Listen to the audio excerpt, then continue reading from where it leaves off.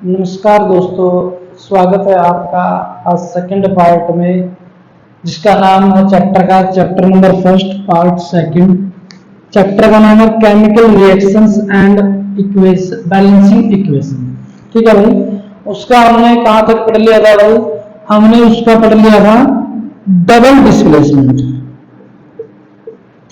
Double displacement reaction के बाद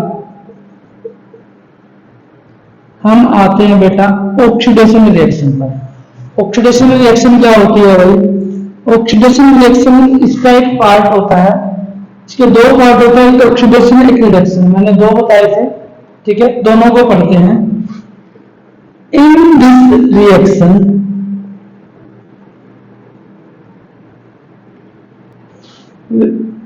addition of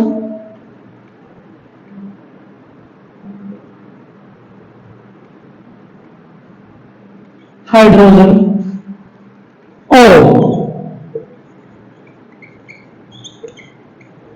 removal of hydrogen, माने यानी कि जिस भी रिएक्शन के अंदर या तो ऑक्सीजन का ऐड हो जाना और या रिमूवल ऑफ हाइड्रोजन का रिमूव हो जाना क्या कहलाता है? ऑक्सीडेशन रिएक्शन कहलाता है। जैसे कि मैं एग्जांपल लिखता हूं, H2 प्लस में half O2 goes out to be H2O। हमें क्या देता है भाई? हाइड्रोजन और ऑक्सीजन मिलके हमें वाटर दे रहा है। तो कहने का मतलब हाइड्रोजन के पास पहले क्या तो ऑक्सीजन नहीं था, बाद में आगे क्या होगा? ऐड होगा, यानी कि एडिशन ऑफ ऑक्सीजन। या तो एडिशन ऑफ ऑक्सीजन होगा या रिमूवल ऑफ हाइड्रोजन होगा, दोनों में से एक काम होंगे। तो दोनों में से एक हो रहा है हमारा, क्या हो रहा है? ऑक्सीजन ऐड हो रहा है किसके अंदर? हाइड्रोजन के अंदर। क्या हो गया हमारा? ऑक्सीडेशन। अगर इसकी शॉर्ट ट्रिक बताओ तो ऑक्सीडेशन कैसी होती है भाई? ओ से। कैसी होती है? ओ से होती है ऑक्सीडेशन, और ओ से क्या है मेरा? ऑक्सीजन। यानी कि दोनों किससे स्टार्ट हो रहे हैं? ओ से स्टार्ट हो रहे हैं। तो यानी कि आप रिमाइंड करने के लिए ओ तब आएगा तब आपको एडिशन करना है और रिमूवल क्या करना है? हाइड्रोजन करना है। तो इसका रिवर्स करके लिखते हैं हम रिडक्शन रिएक्शन। इसका रिवर्स क्या होगा भाई? इन दिस रिएक्शन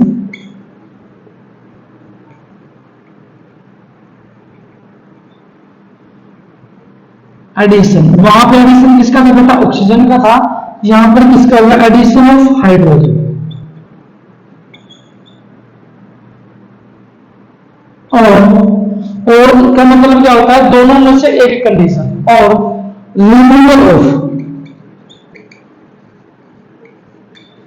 ऑक्सीजन, वहां पर रिमूवल कौन हो रहा था? हाइड्रोजन रिमूव हो रहा था। Is known as a reduction reaction. Reduction reaction का मतलब मैं इसको उल्टा कर देता हूं।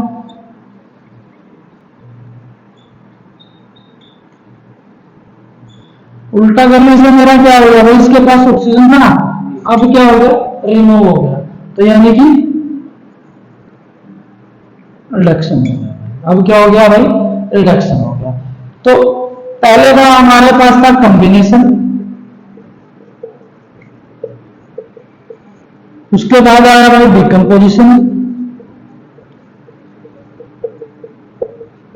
उसके बाद आया हमारा बेटा डिस्प्लेसमेंट। सिंगल डिस्प्लेसमेंट बोलते हैं इसको। फिर आया डबल डिस्प्लेसमेंट,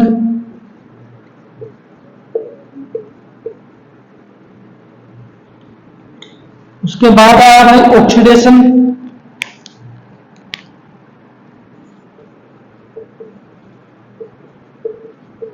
उसके बाद आया बेटा रिडक्शन। इन दोनों के कॉम्बिनेशन से बनता है रेडॉक्स रिएक्शन, वो भी बता देता हूं भाई।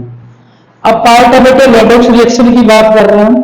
तो रेडॉक्स रिएक्शन का मतलब क्या होता है कि भाई किसी भी एक रिएक्शन के अंदर, ठीक है, किसी भी एक रिएक्शन के अंदर जब रिडक्शन रिएक्शन और ऑक्सीडेशन रिएक्शन दोनों एक साथ हो रही है तो उसको क्या बोलते हैं बेटा?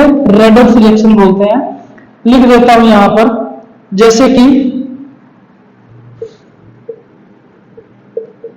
Redox reaction. In this reaction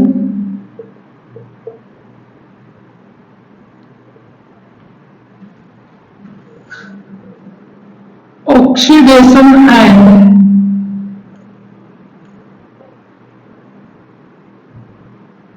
reduction reaction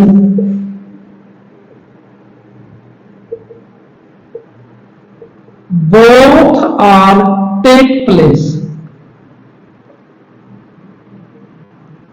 reduction reaction क्या बोलते हैं बेटा रेडॉक्स रिएक्शन के अंदर, कि ऑक्सीडेशन और रिडक्शन दोनों एक ही रिएक्शन के अंदर होगी तो क्या कहलाता है, रेडॉक्स रिएक्शन कहलाता है। जैसे कि CuO प्लस का H2 goes out to Cu plus का H2O। तो कहने का मतलब हो गया, अभी कॉपर के पास ऑक्सीजन था, ठीक है, अब इसके पास ऑक्सीजन नहीं है। जब किसी के पास से ऑक्सीजन रिमूव हो जाता है तो क्या कहलाता है बेटा, रिडक्शन हो गया। अब जिसके पास क्या था भाई, ऑक्सीजन नहीं था, उसके पास ऑक्सीजन आके ऐड हो गया तो हो गया ऑक्सीडेशन रिएक्शन। ठीक है, तो जब किसी एक रिएक्शन के अंदर रिडक्शन और ऑक्सीडेशन और रिडक्शन दोनों ही चीजें एक साथ हो रही होती है तो उसको बोलते हैं बेटे रेडॉक्स रिएक्शन। ठीक है भाई, आगे आते हैं हम। इसका ये थी हमारी रिएक्शन, 6 रिएक्शन थी, 7वीं रेडॉक्स रिएक्शन मैंने आपको इन दोनों के कॉम्बिनेशन से बता दिया। अब आपके टॉपिक के अंदर आता है बेटे इसके अंदर रेंसिडिटी एंड कोरिजन। ठीक है भाई, कोरिजन का मतलब क्या होता है, ये पार्ट होता है बेटा रस्ट का। ठीक है, आप रस्ट का पार्ट भी बोल सकते हो इसको कोरिजन। ठीक है, क्योंकि इसके अंदर क्या होता है, किसी भी शाइनिंग सरफेस के अंदर मेटल है कोई, वो बिल्कुल शाइन कर रही है, ठीक है, थोड़े समय के बाद उसके अंदर क्या होता है, शाइनिंग डिसअपीयर आ जाती है। जैसे कि आप एक नई बाइक लेके आते हो या साइकिल, मान लो साइकिल लेके आते हो, ठीक है, साइकिल लेके आते हो तो जब वो आती है तो बिल्कुल उसकी जो मेटल सरफेस होता है बिल्कुल चमक रहा होता है, जब तो उसको लगता नहीं है, मैंने क्या बोला, रस्ट का पार्ट है, चमक रही होती है, लेकिन वो अगर आप 5 साल बाद देखोगे, 5 साल बाद जब आप उसको देखोगे ना उसके सरफेस को, तो उसका सरफेस जब वो नहीं आएगी, ये तो नहीं है, और क्या होगा बेटे, जब 5 ईयर बाद आप उसको नोटिस करोगे तो क्या करोगे, कि उसके ऊपर जंग लगा मिलेगा, बिल्कुल भी नहीं, जंग लगा बिल्कुल नहीं मिलेगा उसके ऊपर। उसके ऊपर आपको मिलेगा जो उसका सरफेस था, शाइनिंग सरफेस, वो क्या होगा, डिसअपीयर हो गया, आपको थोड़ा सा धुंधला सा दिखाई देगा। तो कोरिजन की मैं बात कर रहा हूं, it is a part of rust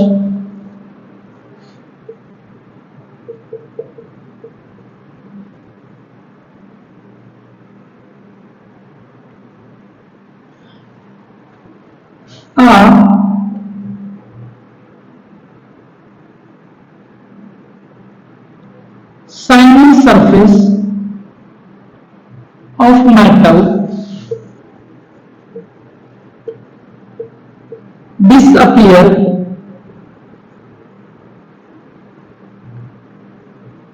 after a long period of time is known as corrosion. कहने का मतलब हो गया है, कोरिजन क्या होता है बेटे, मैंने आपको बताया भी, किसी भी मेटल का शाइनिंग सरफेस है, शाइनिंग सरफेस, रस्ट में क्या होता है, रस्ट में आपको ब्राउन लेयर मिल जाती है, किसके ऊपर, मेटल सरफेस के ऊपर, ठीक है, जिसको आप बोलते हो फेरिक ऑक्साइड। लेकिन इसके ऊपर क्या होता है, फेरिक ऑक्साइड की लेयर नहीं जमती है, ये मेटल की जो शाइनिंग होती है उसको डिसअपीयर कर देता है थोड़े समय के बाद, तो उसको कोरिजन बोला जाता है। ठीक है, आगे आता है भाई रेंसिडिटी। ठीक है, इसका अगले वाला पार्ट है रेंसिडिटी।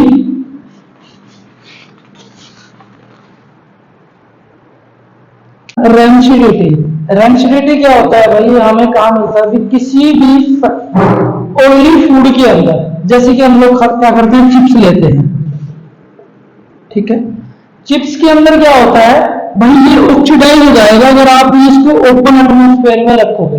कहने का मतलब होगा रेंचिडिटी क्या करती है, किसी भी ऑयली फूड को क्या कर देती है, अगर आप उसको ऑक्सीजन के प्रेजेंस में रखोगे तो वो ऑक्सीडाइज हो जाएगा। यानी कि चिप्स के पैकेट के अंदर ऑक्सीडेशन मैंने आपको बता ही दिया है क्या है भाई, कि ऑक्सीडेशन होगा। ऑक्सीडेशन के अंदर क्या होगा बेटा, एडिशन ऑफ ऑक्सीजन, यानी कि इसके अंदर क्या हो जाएगा, ऑक्सीजन ऐड हो जाएगा किसके अंदर, चिप्स के अंदर। तो जैसे आपके घर में फूड होता है, घर में फूड में सब्जी वगैरह होती है, वो भी क्या हो जाती है, अगर आप उसको बाहर रखोगे तो वो खराब हो जाएगी ऑक्सीजन के संपर्क में आते ही। ऑक्सीजन के संपर्क में आते ही वो सारी चीजें क्या हो जाती हैं, खराब हो जाती हैं। तो जैसे कि उनको बचाने के लिए हम किसका यूज करते हैं, फ्रिज का यूज करते हैं। तो रेंचिडिटी क्या होता है कि भाई ऑयली फूड के अंदर थोड़े समय के बाद स्मेल आ जाना, ठीक है, या उसका ऑक्सीडाइज हो जाना, क्या कहलाता है बेटे, रेंचिडिटी कहलाता है। और चिप्स के पैकेट को अपने रेंचिडिटी बचाने के लिए इसके अंदर नाइट्रोजन गैस क्या करते हैं हम लोग, वो बोलते हैं ना कि 10 रुपए के चिप्स के अंदर आपको 7 रुपए की नाइट्रोजन गैस मिलती है, ठीक है भाई, 7 रुपए की नाइट्रोजन चिप्स तो उसके अंदर 3 के ही होते हैं।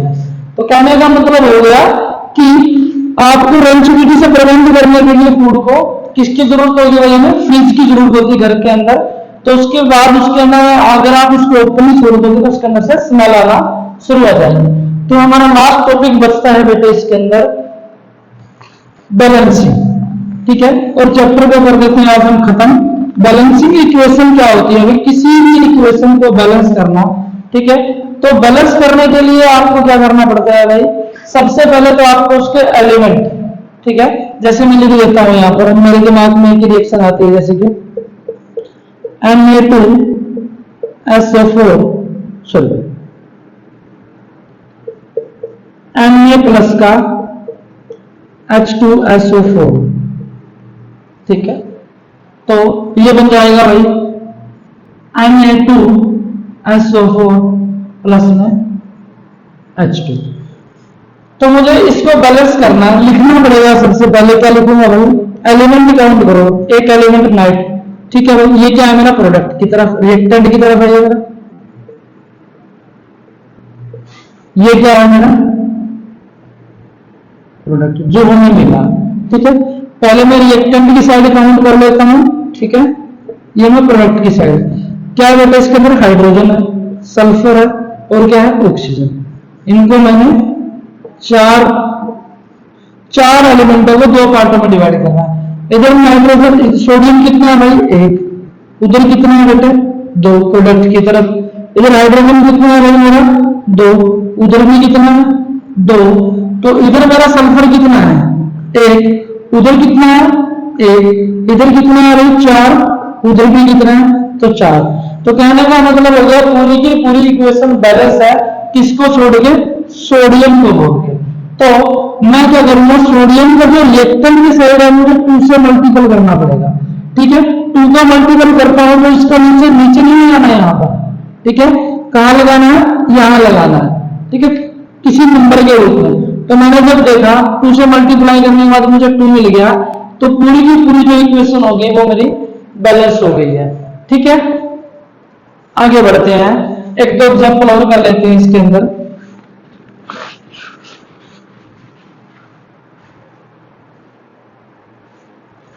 जैसे BaSO4 प्लस AgNO3, ठीक है। तो क्या हो जाएगा भाई ये मेरा Ag2SO4 प्लस में BaNO3 का ट्वाइस, ठीक है। तो ये क्या हो गया भाई हमारे पास, कितनी है, ये मेरा रिएक्टेंट है, ये मेरा क्या है बेटे, प्रोडक्ट है। तो मुझे क्या लिखना पड़ेगा भाई, पहले एलिमेंट लिख लेता हूं, बेरिलियम, फिर सल्फर, इधर फिर ऑक्सीजन है, ठीक है। इधर क्या है बेटे मेरा Ag है और क्या है भाई, नाइट्रोजन है, ठीक है। ये रिएक्टेंट हो गया, ये क्या हो गया मेरा प्रोडक्ट आ गया।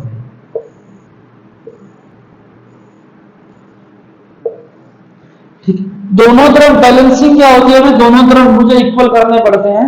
तो सबसे पहले मैं बेरिलियम इधर कितना है भाई, एक है, उधर भी कितना है भाई, एक है। सल्फर इधर कितना है भाई, एक है, उधर भी कितना है, एक है। और कितनी है भाई, 3 और 4 7, तो इसके अंदर ऑक्सीजन 7 है, 4 3 दूनी 6, 3 दूनी 6, 6 और 4 10, ठीक है। उसके बाद कौन है हमारे पास, Ag इधर एक है, उधर Ag कितने बेटे, 2 है, इधर नाइट्रोजन एक है, उधर नाइट्रोजन कितनी है, 2 है। तो सबसे पहले किसको उठाना है, ज्यादा वाले को उठाओ। ज्यादा वाला कौन है, ऑक्सीजन। ऑक्सीजन के कितने हैं, 7 और 10। तो सबसे पहले आपको क्या करना पड़ेगा इसके अंदर, सबसे पहले तो आपको क्या करना पड़ेगा, पहले मैं Ag को बाद में करते हैं, Ag को बैलेंस करते हैं। Ag इधर 2 है, तो क्या कर दिया मैंने, इधर 2 लगा दिया Ag को। जब मैंने Ag को इधर 2 से मल्टीप्लाई किया तो नाइट्रोजन भी मेरे 2 हो गए, और 3 दूनी 6, 6 और 4 10। तो एक बार ही मुझे क्या करना है, 2 से मल्टीप्लाई करने से सारी की सारी जो मेरी इक्वेशन है वो बैलेंस हो गई है। देखते हैं भाई, इधर Ag कितनी है, 2, इधर 2 हो गए, इधर 2 हो गए, भाई बढ़िया है। इधर कितने हैं भाई मेरे पास, एम नाइट्रोजन कितने हैं, नाइट्रोजन इधर 2 हो गए, 3 दूनी 6, ऑक्सीजन 6 और 4 10, ऑक्सीजन भी कितने हो गए मेरे, 10 हो गए, ठीक है। आगे बढ़ते हैं, इधर कितने हैं भाई, Ag 2 है, इधर कितने, 3 दूनी 6, 6 और 4 10, नाइट्रोजन 2। आगे बेरिलियम, बेरिलियम इधर कितना है भाई, 1 है, इधर भी बेरिलियम कितना है, 1 है। तो सारी की सारी इक्वेशन क्या होगी, यहाँ पे 2 लगाने से बैलेंस हो गई है, ठीक है। तो ये थी भाई आपकी बैलेंसिंग। बैलेंसिंग में बहुत सारे एग्जाम्पल है, मैंने आपको तरीका बता दिया, एलिमेंट को बैलेंस कीजिए, और जब दोनों तरफ क्या हो जाएगा, एलिमेंट बैलेंस हो जाएंगे, तो आपकी इक्वेशन भी क्या हो जाएगी, उसमें बैलेंस हो जाएगी। तो ये था आपका चैप्टर नंबर 1 जो कि खत्म हो चुका है मेरी तरफ से। एक क्वेश्चन और है बेटे, उसको भी मैं बता देता हूं भाई। मैग्नीज, मैग्नीज रीजन जो होता है, ठीक है, उसको सब बर्न क्यों किया जाता है।